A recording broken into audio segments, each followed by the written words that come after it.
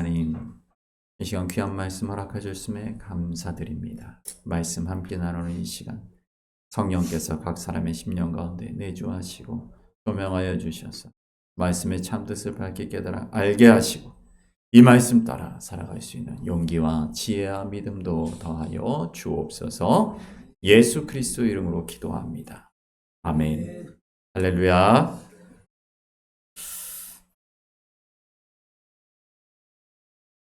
오늘 창세기 10장 말씀 우리가 함께 보았습니다. 오늘이 우리가 주연절 둘째 주일이죠. 주연절의 색깔은 녹색입니다. 왜 녹색이죠? 녹색의 뜻은 그렇죠, 생명. 녹색은 생명. 우리가 성탄절과 이렇게 연결돼서 오죠. 녹색은 생명이고 빨간색은 예수 그리스도의 보혈입니다. 주님의 보혈이 우리에게 생명을 주셨음을 우리가 이런 상징들을 통해서 볼 수 있는 것입니다. 주현절, 주님의 영광이 나타났다라는 것이죠. 우리 교회력을 보게 되면은 양력으로 정해져 있는 것이 있고 음력으로 정해져 있는 것이 있죠. 그래서 매년 날짜가 바뀌는 절기가 있고 또 항상 똑같은 게 있습니다. 주현절 같은 경우는 주현일이 1월 6일로 딱 정해져 있어요. 그래서 1월 6일을 지난 주일부터 주현절 첫째 주일로 세는 겁니다. 그러니까 성탄절기가 한 주, 어떨 때는 성탄절 후에 한 주 지나서 바로 주현절이 시작될 때도 있어요. 근데 보통은 한 성탄절은 둘째 주 정도, 9주 정도 지나고 주현절이 시작되죠. 주현절기를 맞아서 수요 사경회 때 세례 요한의 이야기를 우리가 함께 했었는데 예수 그리스도께서 요단강에서 세례를 받으시며 이는 내 사랑하는 아들이라 부르셨던 바로 그 하나님의 말씀과 하나님의 영광이 예수 그리스도를 통해 드러나는 바로 그 사건, 그 주현, 즉 예수 그리스도의 공생애가 시작되는 것이 바로 주현절입니다. 그러니까 보통 교회라고 예수 그리스도의 오심을 기다리는 대림절로부터 시작되죠. 성탄절 4주 전에 대림절로부터 시작돼서 성탄절이 있고 다음 주현절이, 그러니까 성탄절에서 주현절이 시작되는 바로 그 짧은 기간이 예수님의 공생애 전 기간이라고 하고 주현절부터는 이제 예수님의 공생애가 시작되는 겁니다. 공생애의 시작이 어디로 이어집니까? 네, 2월 18일부터 2월 18일이 성회 수요일 혹은 제의 수요일이라고 불리는 사순절이 시작돼서 올해 부활절은 언제죠? 올해 부활절은 4월 3일입니다. 4월 3일 주일입니다. 부활절은 매년 바뀌죠. 부활절 날짜 세는 법을 제가 말씀드린 적이 있습니다. 기억하십니까? 부활절은 음력 때문에 바뀌는 건데 사실은 3월 21일이 무슨 날입니까? 충분히죠. 3월 21일. 3월 21일을 기점으로 첫 번째 만월, 음력으로 보름, 2월 15일이죠. 음력 15일이 지난 돌아오는 주일이 부활절이에요. 네. 복잡하죠. 왜 그렇게 복잡하냐면 동방교회와 서방교회가 함께 교회력을 갖추게 되면서 음력과 양력이 같이 들어온 겁니다. 그런데 이 부분이 왜 중요하냐면 그 4월 3일에 그 부활절 그 주간이 무슨 절기겠습니까?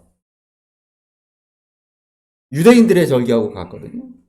6월절 어린 양으로 죽으시고 부활하신 예수 그리스도. 예. 그래서 그 주간이 6월절 주간이에요. 6월절 무교절 주간입니다.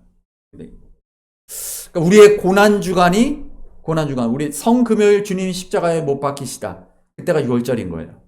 예. 그러니까 음력으로 세는 것에 대해 왜 그때만 음력으로 세는가라고 생각을 해본다면 그때가 그 기간이 바로 이스라엘에서는 유대인들이 유월절기로 지키는, 그러니까 우리가 성금요일에 주님이 십자가에 못 박혀 죽으신 유월절 어린 양으로 죽으시는 그때가 바로 이스라엘의 유월절기다 하시면 돼요. 그러니까 그 기간만, 우리가 부활절 기간만 항상 그렇게 음력으로 날짜가 매년 바뀐다라는 것만 기억하시면 되겠습니다. 그래서 이런 교회력들이 왜 중요한가?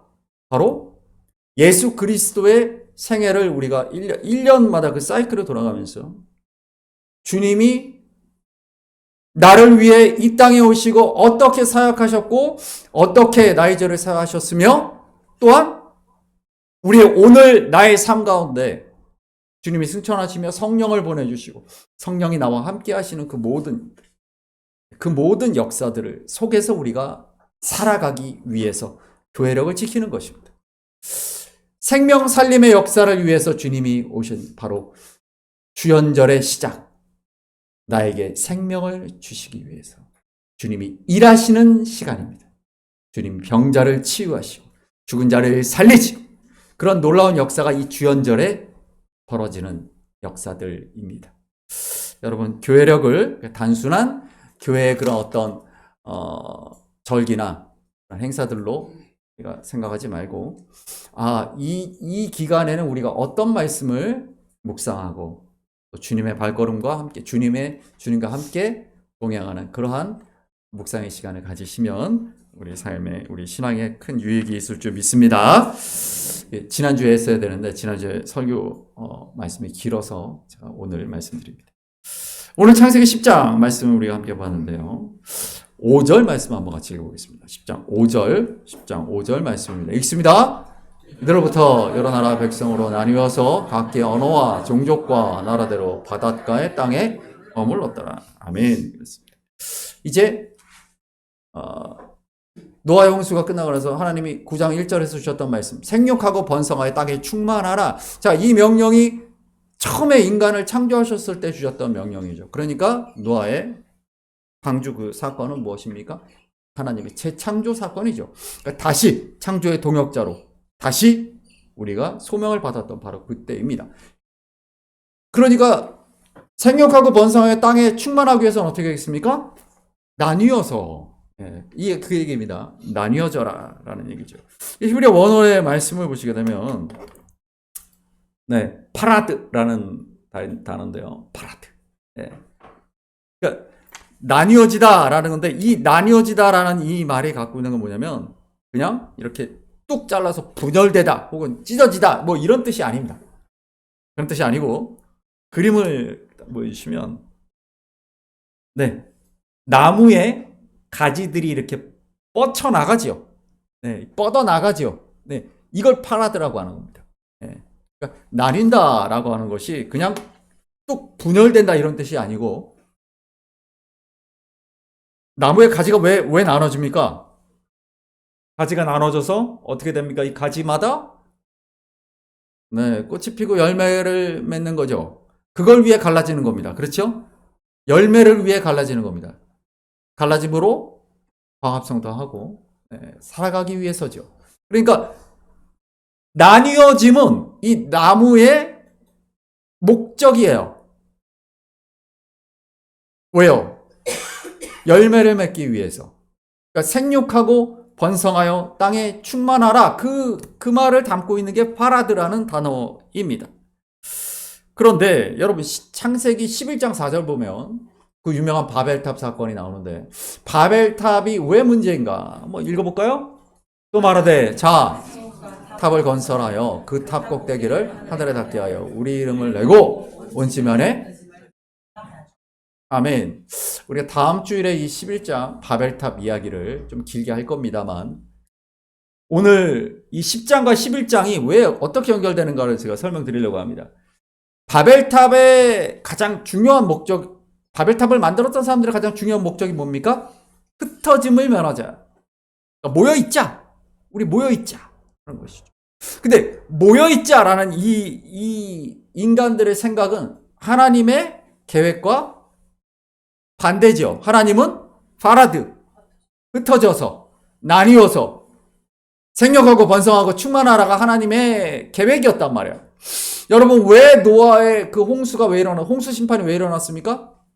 하나님의 계획, 하나님의 예정, 하나님이 우리를 향하여 만드신 그 목적에 반하는 삶을 살았기 때문이죠. 그것을 성경은 죄라고 말하는 것입니다. 그러니까 흩어져라 라고 말씀하셨는데 흩어지지 말자 라고 말했다는 것이죠. 오늘 우리가 읽었던 나뉘어지는 바로 그 하나님의 뜻은 온 땅에 가득 채워지는 하나님의 뜻이, 하나님의 말씀을, 하나님의 계획을 가진 자들이 하나님의 동역자로서 온 땅에 흩어져서 하나님의 일을 이루어가는 것, 하나님의 계획을 완성시켜 나가는 것, 그걸 위해 우리를 부르셨기 때문인 것이죠. 그 이야기가 바벨탑 사건 다음에, 물론 우리가 창세기 12장 말씀도 나누겠지만 12장 3절 읽어볼까요? 너를 내가 복을 내리고 너를 내가 저주하리니 땅의 모든 족속이 너로 말미암아 복을 얻을 것이라 하시니라. 아멘. 하나님은 다시 아브라함을 통해서 하나님의 계획을 또 이어나가시는 거예요. 여러분, 그래서 성경은 끊임없이 계획하신 하나님께서 온 땅의 경영을 위하여 경륜과 섭리 가운데 하나님의 사람들을 세우시는 이야기예요. 계속. 그런데 인간들은 계속 하나님의 뜻과 반대되는 행동을 하게 되죠. 성경은 그걸 죄라고 말하는 것이죠. 우리 그 다음 말씀도 볼까요? 출애굽기 19장 5절입니다.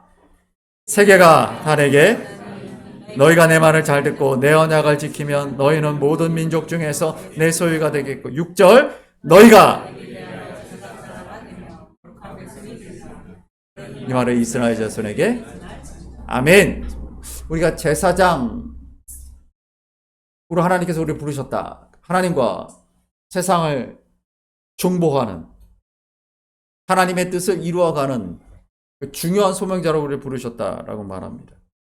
바로 그것의 가장 중요한 단어가 바로 나뉘어짐과 흩어짐이죠. 우리가 보통 바벨탑 사건이 그 인간의 교만, 하늘에 닿으려고 했던 인간의 교만에 대한 하나님의 벌로 흩어졌다라고 생각하지만 말씀을 보면 원래 흩어진 게 하나님의 뜻이에요. 흩어지지 않으려고 한 게 인간들의 죄입니다. 하나님의 뜻과 반대로 누구의 뜻을? 그렇죠. 나의 뜻을, 인간의 뜻을 앞세웠던 것이죠. 신앙이란 무엇인가? 신앙이란 인간 중심, 나 중심이 아니라 하나님 중심으로 살아가는 삶을 신앙생활이라고 하는 것입니다. 보통 오늘 우리가 읽었던 그 10장 처음에 시작된 1절부터 이어지는 4절까지 이어지는 그 10장의 족보는 하나님께서 노아에게 주셨던 생육하고 번성하여 땅에 충만하라고 했던 창세기 9장 1절에 그 하나님의 뜻이 어떻게 이루어져 가는가를 보여주고 있는 것이죠. 우리 사도행전 17장 승효군이 읽어줬던 17장 말씀인데 그 앞절부터 좀 봤으면 좋겠어요. 23절부터 좀 봅니다. 23절부터 읽어봅니다. 내가 알지 못하는 신에게 하고 새긴 단도 보았으니 그래서 내가 너희에게 알게 하리라. 우주와 그 가운데 있는 만물을 지으신 하나님께서는 천지의 주제시니 손으로 지은 전에 계시지 아니하시고 또 무엇이 부족한 것처럼 사람의 손으로 섬김을 받으시는 것이 아니니 이는 만민에게 생명과 호흡과 만물을 친히 주시는 이심이라. 인류의 온 땅에 살게 하시고 그들의 연대를 정하시며 한정하셨으니. 이 말씀이 지금 언제 선포되고 있냐면 바울의 2차 선교 여행 때 하나님께서 바울을 유럽으로 가게 하셨죠. 우리 다 기억하시죠? 가서 아테네에 갔을 때입니다. 아테네에서 말씀을 전하고 있을 때 그때 우리가 그리스 로마 신화에서 알고 있는 그 수많은 신들이 있죠. 많은 신들이 있는데 사람들이 그 많은 신들을 섬기는데 그 중에 뭐 아폴로니, 프로디테니 뭐 여러 신들이 있는데 그 신들 중에 이름 없는 신도 있더라. 이름 없는 신. 이름 없는 신은 왜 섬기고 있을까요? 제가 지난 2주 전에 팍스 데오룸에 대한 설명을 드린 적이 있습니다. 기억하십니까? 팍스 데오룸. 팍스는 평화라는 라틴어라고 말씀드렸죠. 예, 영어로는 피스, 예, 헬라어로 에레네, 히브리어로 샬롬이죠. 그 팍스가 이 라틴어, 그러니까 로마 사람들에게 있어서 이 팍스는 뭐냐면 데오룸, 신들과 평화를 이루는 것이 그들의 종교예요. 그러니까 무슨 얘기냐? 신들에게 잘 보이면 신이 축복을 주고, 내가 신에게 뭔가 섭섭한 일을 했거나 신이 노할 일을 하면 신이 나에게 벌을 주는 거야. 그러니까 어떻게 해야 되겠어? 신과 잘 지내야 돼. 신들과 평화를 이루고 살아가는 것이 당시에 그들이 섬기던 신앙이었어요. 그러니까 내가 잘 먹고 잘 살고 성공하고 이렇게 살려면은 신들이 나에게 축복을 줘야 되는데, 그리고 신의 마음을 거스르면 안 되는데, 내가 모든 신을 다 그렇게 만족시킬 수가 없단 말이에요. 혹시 내가 빼먹을 수가 있어. 그러다가 그 신이 나한테 저주하고 벌을 주면 어떡해? 그러니까 알지 못하는 신에게라는 신도 이렇게 만들어 놓은 거예요. 그러니까 내가 모든 신을 다, 재물을 다 갖다 주는데 혹시라도 나한테 섭섭한 신이 있으면 안 되니까. 내가 갑자기 병에 걸리거나 내가 갑자기 무슨 사고를 당하고 그러면 어떤 신이 나에게 마음이 서운한가? 이렇게 생각할 수 있다라는 것이죠. 여러분, 이것이 보편적인 종교입니다. 보편적인 종교는 그런 거예요. 나를 위해 믿는 거예요. 나를 위해 신앙생활을 하는 거예요. 신에게 잘 보이고 신을 만족시키고 기쁘게 해서 내가 축복을 받아서 내가 이 세상을 잘 살아가는 것, 오래 살고 건강하고 돈 많이 벌고 출세하는 것, 그게 신앙의 목적이에요. 그리고 신의 마음을 거스려서 혹시라도 내가 벌을 받거나 그러지 않도록 그렇게 하는 것, 그러려고 알지 못하는 신에게라는 걸 만들어 놓은 것이죠. 바울이 그들을 향해서 하나님이 누구신가를 설명하고 있는 겁니다. 여러분, 그래서 제가 며칠 전에 소개해드렸던 책이 있었어요. 기독교, 로마를 뒤흔든 낯선 종교. 왜 초대교회, 왜 1세기 교회, 왜 바울 사도라든가 베드로라든가 이런 이들이 로마에 가서, 그리고 당시에 세계로 흩어져서 복음을 전했을 때 왜 그들이 충격을 받았는가? 그들이 알고 있던 종교와 전혀 다른 종교. 기독교는 일반 종교들과 달라요. 나 중심으로 내가 복 받으려고 믿는 게 아니고 하나님의 계획과 하나님의 경륜과 하나님의 섭리를 나를 통해 이루어 가시는 하나님의 뜻대로 살아가는 것. 그것이 기독교예요. 그러니까 내가 하나님의 뜻을 실천하다가 하나님이 원하시는 삶을 살다가 내가 병들 수도 있고 내가 순교를 당할 수 있다 할지라도, 그러니까 이 땅의 삶에서 내가 어떤 복락도 누리지 못한다 할지라도 하나님의 뜻을 이루면 그것이 내 삶의 목적을 달성하는 거예요. 그게 기독교인 거예요. 그래서 충격을 준 거예요. 알지 못하는 신에게까지 재물을 갖다 바치면서 내가 이 땅에서 잘 먹고 잘 사는 것이 목적으로 그렇게 살아가는 게 그게 종교인데, 그들이 생각하는 종교, 모든 종교가 다 그런 종교예요. 그런데 기독교는 그런 게 아니에요. 기독교는 그런 게 아니에요. 기독교는 온 땅의 주인이신 하나님이 가지고 오신 그 계획에 따라 나를 지으시고 나를 부르시고 나 자신만 감당할 수 있는 각자의 소명을 나에게 주신 거예요. 그걸 내가 감당하는 데 있어서 내가 어떤 고난을 당한다 할지라도, 어떤 환난을 당한다 할지라도 그 목적을 이루는 것이 내 삶의 목표인 거예요. 그게 기독교인 거예요. 그래서 복음이 그들에게 놀라운 충격이었던 거예요. 바울은 그 얘기를 하고 있는 겁니다. 그래서 오늘 특별히 26절에 말씀 헬라어로 보시게 되면은 이게 이제 호르데시아라는 뜻인데, 호르데시아가 뭐냐면 경계, 영어로 바운드라고 하는, 바운더리, 우리가 흔히 얘기하는 경계를 주셨다. 하나님께서 온 땅의 주인이신 분이 우리에게 어떤 곳에서 살게 하셨다. 이게 무슨 뜻입니까?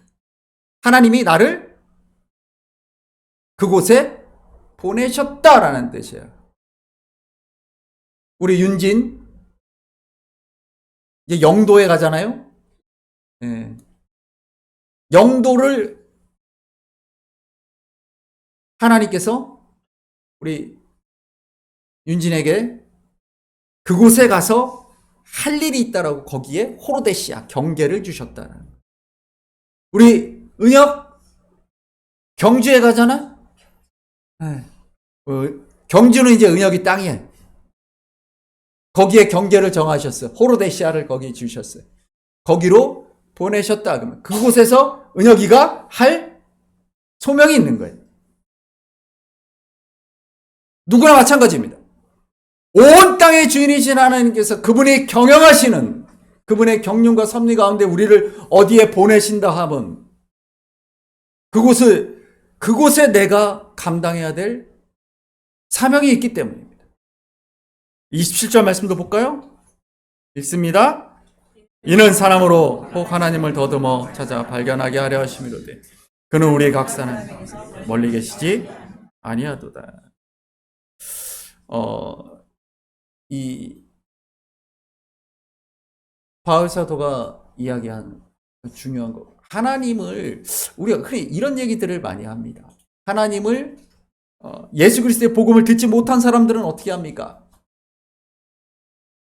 하나님을 그들은 만날 수 없을까요? 그렇지 않습니다. 그들은 이제 그런 얘기를 합니다. 아니, 이순신 장군은 예수님의 복음을 듣지 못했잖아요. 그러면 이순신 장군은 지옥 갔어요? 이렇게 질문하는 사람. 여러분, 임진왜란 때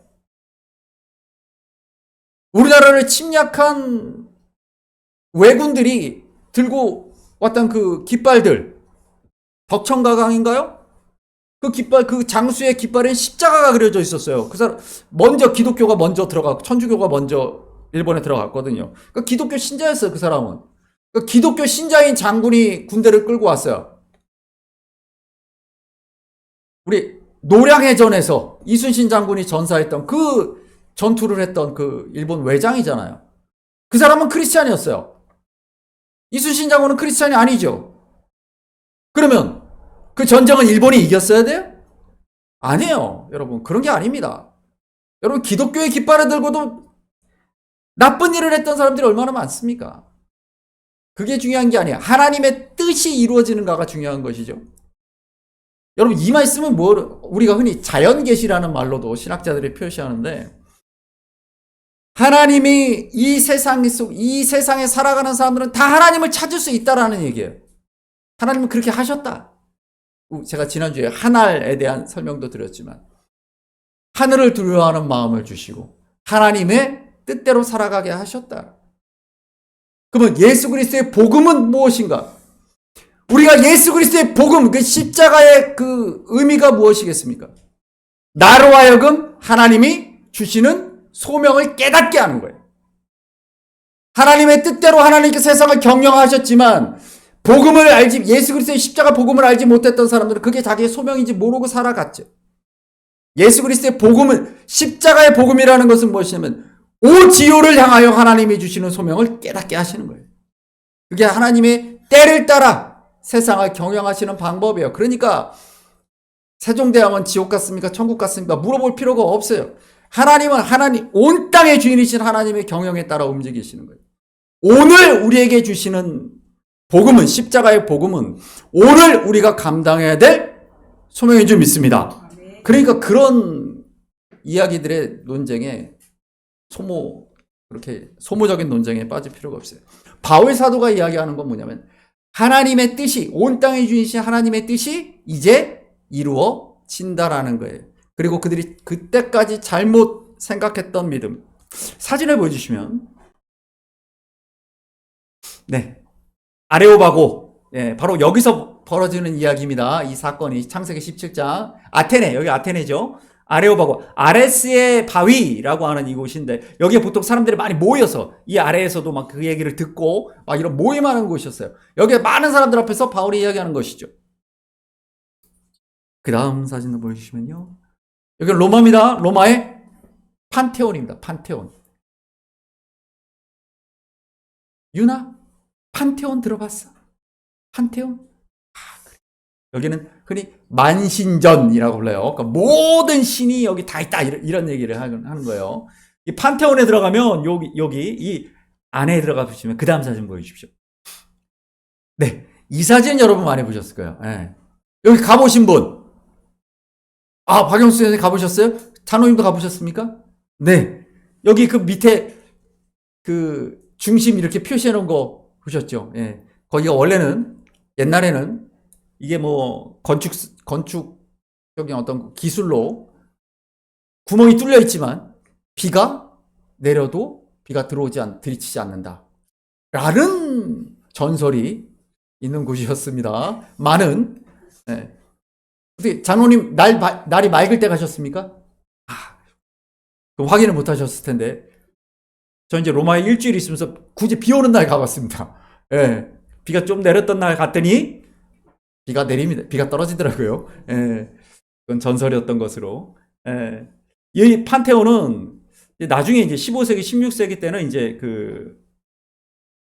그때 이제 르네상스와 막 이런 건축물들이 지어지고 막 이럴 때 이 판테온에 원래 있던 금붙이들을 다 떼가지고 성베드로 성당도 짓고 나중에 다른 건축물로 다 써버렸기 때문에 지금은 좀 그냥 건물만 남아 있는데 성당으로 나중에 성당이 되었습니다만 여기에 만신전을 지어놓은 이유가 그런 거예요. 모든 신들을 만족하고 모든 신과 잘 살아보겠다라는 인간적인 욕심으로 지어진 거라는 것이죠. 철저하게 나중심적인 신앙입니다. 네. 그래서 온 땅의 주인이시고 모든 천지를 주관하시고 경영하시는 그 하나님의 놀라우신 경영의 나를 부르셔서 나를 동역자로 삼으셔서 재창조의 사역을 이루어 가시는데 내가 동참하는 삶이 아니고 내 인생을 내가 어떻게든 잘 살아보는데 하나님이 나를 도와주시는 그런 신앙을 갖게 되는 것이죠. 그러니까 내가 이 땅을 내 계획에 따라 내가 성공하고 내가 잘 사는 것이 제일 우선이고 하나님은 그걸 도와주는 분이야. 여러분 그렇게 신앙이 변질되면 안 됩니다. 그렇게 신앙이 변질되면 안 됩니다. 이 만신전의 목적이 뭐예요? 어떤 신이든 날 도와주면 좋다예요. 어떤 수단과 방법을 써서라도 나는 이 땅에서 잘 먹고 잘 살겠다라는 것이 그들의 모습이었다는 거죠. 그렇지 않다라는 것을 우리는 오늘 말씀을 통해 봅니다. 하나님은 계획을 가지고 우리를 하나하나 호르데시아 경계에 세우셨다. 나에게 바운더리를 주셨다. 그곳에서 나에게 내가 맡아야 할 소명을 주셨다. 그렇게 우리가 하나님 중심의 신앙으로 바뀌어야 됩니다. 하나님이 나를 그곳에 보내셨다. 우리 이준 집사님 오늘 아침에 강릉에서 내려오셨어요. 제가 혹시 언제 좋으시나 이렇게 제가 이렇게 살짝 봤는데 예. 얼마나 피곤하고 힘든 과정이 있습니다. 인천에서도 주일날 내려오시고 그죠. 근데 그곳에 하나님의 소명이 있음을 알기에 그 먼 길을 오고 가시는 건 좀 믿습니다. 우리의 믿음은 그런 것입니다. 나중심적 신앙이 아니라 왜 나를 그곳에 보내셨을까? 내가 지금 힘들고 어렵지만 그곳에 보내신 하나님의 뜻이 있을 거예요. 내가 지금 처한 상황이 내 가정 형편이 안 좋을 수도 있고 내 건강이 안 좋을 수도 있어요. 그러나 이 모든 것들보다 우선인 것이 있어요. 이 상황 속에서 이 어려운 상황과 환경 속에서도 나를 통해 하나님께서 드러내시고자 하는 하나님의 영광이죠. 남들보다 적게 갖고 있지만 남들보다 부족한 상황이지만 그러나 그럼에도 불구하고 내가 이 상황을 이겨내는 것 남들보다 성공해서 하나님께 영광을 돌립니다가 하나님의 영광이 아닙니다. 내게 주신 하나님의 목적을 내가 감당할 때 그것이 하나님의 영광인 것이죠. 바로 아까 우리 아브라함을 부르셨던 창세기 12장 말씀도 그렇죠. 하나님은 우리 한 사람 한 사람을 통해 하나님의 일들을 이루어가는 하나님의 계획들을 이루어가길 원하셔서 우리를 보내신다라는 거예요. 각자의 자리로 보내신다. 우리 베스 집사님이 필리핀에 계속 계시지 않고, 네. 우리 김영원 집사님과 함께 가정을 이루어 이렇게 부산에 사시잖아요. 네.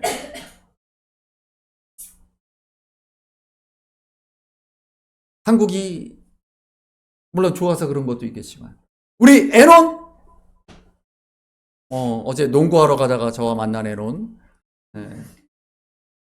에논이를 이 땅에 하나님께서 보내시기 위하여 저 필리핀에서 우리 베스 집사님을 이 땅으로 부르시고, 이거 부산에서 우리 김영원 집사님과 아름다운 가정을 이루게 하시고, 우리 에논이를 통하여 하나님께서 하나님의 계획을 또 이루어 가시는 거예요. 이 모든 가정들이 하나님의 계획, 하나님의 뜻, 하나님의 경륜과 섭리 가운데 내가 살아가고 있다라는 그 믿음으로, 우리가 그 믿음으로 살아가야 될 줄 믿습니다. 그래서 제가 지난번에 하나님의 선교라는 개념이 있어요. 뭐냐면 미시오데이, 하나님의 선교. 그 이전에는 선교가 뭐냐 그러면은, 선교는 우리와 문화도 다르고 언어도 다른 세계에 선교사를 보내서 복음을 전하는 거야, 이렇게 생각을 했단 말이에요. 근데 그거는 인간 중심적,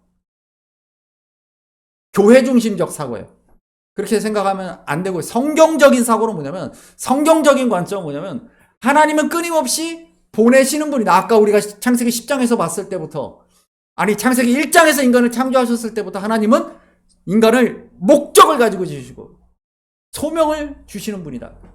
그래서 우리가 성경을 통해서 끊임없이 보내시는 분이다. 성부 하나님, 아들을 세상에 보내시고, 성자 예수 그리스도, 성령을 우리에게 보내시고, 성령 하나님은 교회를 세상에 보내시는 분이시다. 끊임없이 보내시는 분이. 그러니까 목적 없이 세상을 살아가는 사람은 없어요. 데이빗 부시라는 교수님 계신데, 변화하고 있는 선교. 네. 한번 읽어볼까요? 교회가 선교를 하는 것이 아니라 하나님의 선교가 교회를 존재하게 한다. 아멘. 교회의 존재 목적이 뭐냐? 교회의 존재 목적이 뭐냐? 그러니까 교회가 여러 가지 사업을 하는데 그 중에 하나 선교라는 게 아니고, 교회 존재 목적 자체가 보내시는 하나님의 그 성품, 하나님의 계획하심에 동참하기 위해 교회가 존재하는 거예요. 그러니까 여러분, 교회 건물을 팍 높이 짓고 큰 건물을 만드는 것으로 하나님께 영광이냐? 아니에요. 하나님 보내시는 하나님, 하나님의 계획을 이루어 가시는 그 하나님의 역사에 동참하는 것이 교회의 목적인 거예요. 그래서 교회는 모이는 공동체를 넘어서 보냄받은 공동체, 보내시는 곳으로 나아가는 흩어지는 공동체가 바로 교회입니다. 우리가 모이는 이유가 뭐냐면, 흩어져 우리의 소명을 감당할 수 있는 하나님의 능력을 받고, 하나님의 소명을 다시 한번 우리 마음에 새기고 세상을 향해 나아가기 위해 모이는 거예요. 모이기 위해 존재하는 게 아니에요, 교회가. 모이려고 더 좋은 의자를, 더 좋은 환경을, 우리가 모였을 때 더 의리의리하고 편안한 교회 건물을 쌓아 올리는 것이 교회의 존재 목적이 아니라는 거예요. 하나님의 선교라는 개념은 뭐냐면, 하나님은 원래 선교하시는 분이다, 이 뜻이에요. 보내시기 위해 세상을 지으신 분이시다라는 것이죠. 요한복음 20장 말씀 볼까요? 읽습니다.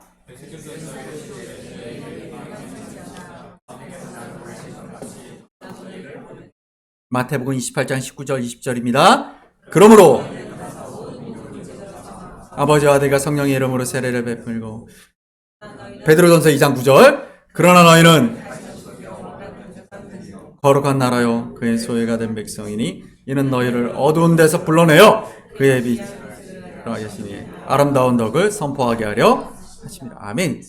여러분, 창세기부터 시작해서 아까 우리 출애굽기 19장의 말씀에 19장 5절의 말씀이 바로 베드로전서 2장 9절의 말씀과 같은 말씀이죠. 성경은 창세기부터 요한계시록 이르기까지 같은 이야기를 하고 있어요. 하나님이 너를 목적 가운데 창조하시고 부르시고 보내신다. 너를 세우시는 그 자리에 너가 감당해야 될 소명이 있다. 그러니까 성도에게 가장 중요한 게 뭡니까? 나는 목적을 가지고 이 땅을 살아가는 사람이다. 하나님이 주시는 나만의 소명이 있다. 그 소명을 발견하셔야 돼요. 아무 의미 없이 세상을 살아간 사람이 없습니다. 어제의 삶을 여러분 어떻게 사셨습니까? 지난 한 주간 여러분 어떻게 사셨습니까? 매일매일의 삶이 의미 없이 보내져서는 안 돼요. 어떻게 하면 내가 흑백 요리사에 나온 그 맛있는 음식을 좀 먹어볼까? 저 유명한 셰프의 식당에 가서 줄을 서가지고 내가 저 음식을 좀 먹어보는 게 내 삶의 목적이다. 그런 것에서 만족을 느끼고 그런 것에서 기쁨을 누리는 게 아니라 물론 좋겠죠. 그렇게 할 수 있다면. 예, 그럼 좋겠죠. 그러나 정말 중요한 것, 가장 우선적인 것은 그런 게 아니에요. 매일매일의 내 삶이 하나님이 나에게 주신 그 소명을 감당하는 삶이 되어야 된다는 것이죠. 우리를 보내시는 하나님. 제가 알란 록스버러 교수님에 대한 설명을 말씀을 제가 여러 번 말씀드린 적이 있는데, 이분이 했던 말씀이죠. 교회 중심주의를 극복하라. 오늘날 교회가 직면한 가장 큰 위기는 교회 내부의 프로그램에 매몰되어 하나님이 이미 세상 속에서 행하고 계신 일을 보지 못하는 것이다. 교회, 이게 제가 이 교수님, 락스버러 교수님 수업을 듣는데, 제가 설명드린 적이 있을 거예요. 학생 한 명이 질문을 했어요. 교수님, 우리 교회가 이렇게 점점 위세가 줄어들고 있고, 어떻게 보면은 유럽이나 서구 쪽에서는 교회들이 문 닫는 교회들이 너무 많고, 왜 이런 일이 일어났을까? 그래서 어떻게 하면 이걸 좀 극복할 수 있겠습니까? 어떻게 하면 다시 우리가 좀 나아질 수 있겠습니까? 어떤 프로그램과 어떤 방법을 써야 되겠습니까? 근데 이제 교수님이 하시는 말씀이, 그건 프로그램의 문제가 아니라 그동안 프로그램 때문에 이렇게 됐다, 교회가. 어떻게든 교회인들을 많이 모아서 무슨 프로그램, 무슨 학교, 무슨 프로그램, 교회가 프로그램으로 사람들을 교회로 다 긁어 모으는 것, 교회에 모여 있는 것이 신앙의 목표인 것처럼 했기 때문에 교회가 지금 오늘날 이렇게 되었다라는 얘기를 하는 거죠. 왜냐하면 내 소명은 교회 안에 모이는 게 아니에요. 내 소명은 하나님이 나를 세우신 그 호로데시아 그 경계에 있어요. 그걸 발견하게 하지 못하고, 그걸 그때로 살아가지 못하게 하고, 개인 중심주의, 교회 중심주의 신앙을 갖게 했기 때문에 오늘날 교회가 그렇게 되었다라는 것이죠. 그래서 이 럭스버러 교수님의 책에 교회 너머의 교회라는 책이 있는데, 여기서 제가 이 내용을 읽어드릴까요? 같이 읽어볼까요? 시작. 우리는 교회 중심적 교회를 고쳐서 재가동하라는 집착, 우리 자신을 주인공으로 삼는 자기 집착에서 벗어나서 대신에 하나님을 주인공으로 삼기를 바란다. 우리는 예수님의 방식으로 형성되어 우리 이웃 속으로 빈손으로 들어가서 우리보다 이미 앞서 행하시는 하나님의 일을 분별하고 그 일에 동참하는 사람들이 되기를 바란다. 여러분, 이게 가장 중요한 것입니다. 나 중심, 교회 중심이 아니에요. 정말 중요한 건 하나님 중심. 그리고 하나님이 일하시는 것을 발견해야 돼요. 우리 에논이가 서면에 있는 학교로 가게 되었습니다.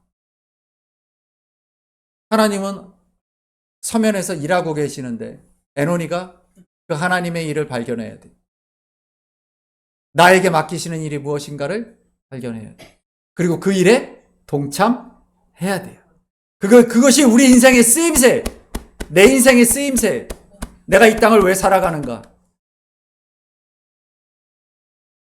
바로 오늘 우리 설교 제목이 보내심을 받아 흩어지는 교회라고 되어 있는데요. 바로 그것입니다. 여러분, 우리가 이제 한 주간 또 흩어져 있습니다.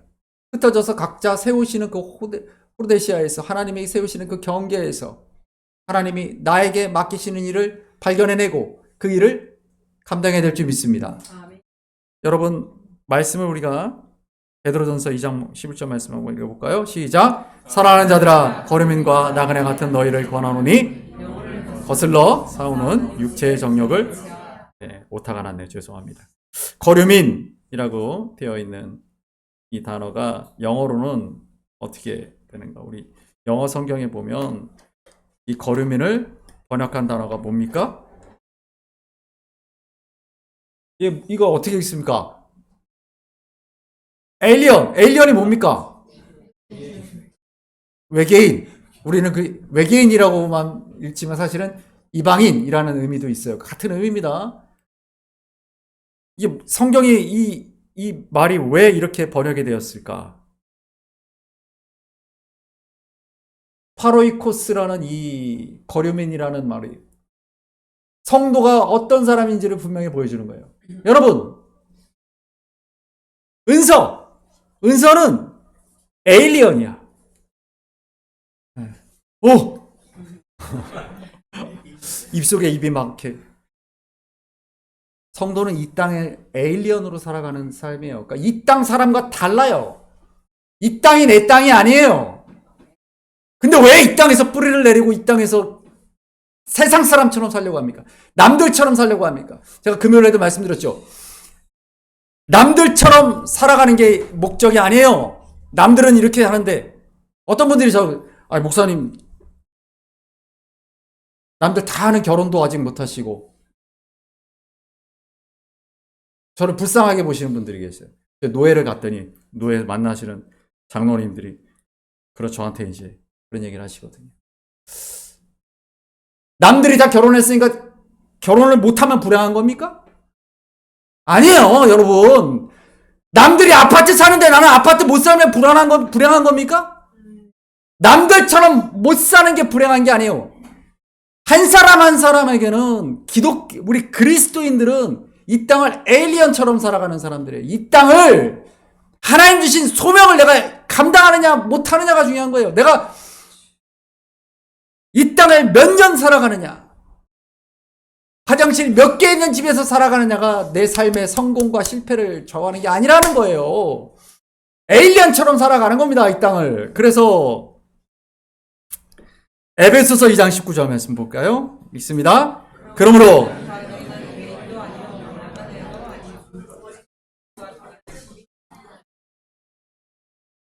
아멘. 우리가 어디에 속해 있다고 합니까? 우리는 어디에 속해 있습니까? 성도들, 하나님의 권속, 하나님의 가족. 우리는 세상의 가족이 아니에요. 하나님께 속해 있는 사람이에요. 하나님께 속해 있는 사람이에요. 여러분, 소속을 분명히 하십시오. 세상 사람과 같지 않다 그래서 부끄러워하거나 좌절하거나 나는 왜 남들처럼 살아가지 못하나? 왜 나는 저 사람은 누리는 것을 나는 왜 누리지 못하는가? 불행해하지 마십시오. 나는 나만의 소명을 가지고 살아가는 사람이에요. 그리고 오히려 남들보다 내가 어려운 상황이기 때문에 이러한 상황 속에서도 어떻게 하나님의 소명을 감당하는 걸 통해 하나님께 영광 돌리는 것이. 그 다음 보여주시죠. 같이 읽어볼까요? 그리스도인의 삶은 세상에 속하지 않은 채로 세상을 하나님께로. 그렇습니다.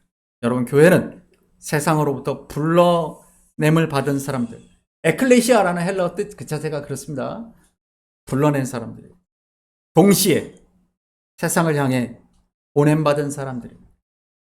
우리가 주일에 모여 예배하는 이유는 이제 월요일부터 시작되는 세상 속의 선교, 우리를 보내시는 하나님, 아버지께서 나를 보내신 것처럼 내가 너희를 보내노라 하셨던 그 말씀대로 우리를 보내시는 그곳을 향해 나아가는 것입니다. 여러분, 주보에 있는 오늘 설교 후에 부를 찬양의 가사들을 보시면 우리는 아침 안개와 같고 금방 피었다지는 들꽃과 같고 바다의 물결에 휩쓸려가는 작은 모래 같은 그런 보잘것없는 존재, 우리는 그런 존재인 것을 우리는 기억해야 합니다. 그 세상은 우리에게 강해지라고 말하고 더 높아지라고 말하죠. 그러나 그리스도의 사명은 나의 작음을 인정하는 것에 있어요. 내가 높아지는 것에 내 소명이 있지 않아요. 내가 작음을 인정할 때 비로소 온 땅의 주인이신 하나님의 크심이 나의 능력이 되기 때문입니다.